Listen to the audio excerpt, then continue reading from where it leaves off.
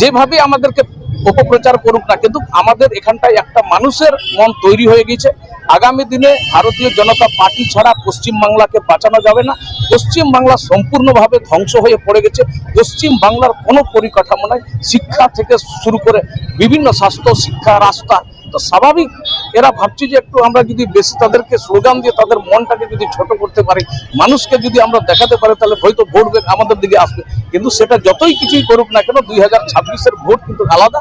এটা অস্তিত্ব চাওয়া পাওয়ার লড়াই না, এটা নিজের অস্তিত্ব বাঁচার লড়াই আছে এবং বাংলাকে ধ্বংসের মুখ থেকে বাঁচানোর লড়াই আছে। এবং আমরা নিশ্চয়ই মাননীয় প্রধানমন্ত্রী উত্তরপ্রদেশ বা আমাদের আসাম রাজ্য বা বিহার রাজ্য যেভাবে ঢেলে সাজিয়ে দিয়েছেন, সেটা পশ্চিমবাংলা তার থেকে দ্বিগুণ হবে। কারণ আমরা জানি এখানে বড় বড় মহাঋষি মনি ঋষিরা ছিল, যেই বাংলা থেকে সারা ভারতবর্ষকে মনিটরিং করতো, সারা ভারতকে দিশা দেখাতো। সেই বাংলা আবার সেই পুনরায় আমরা ফিরিয়ে আনবো 2026-এ বিজেপি সরকার আসবে।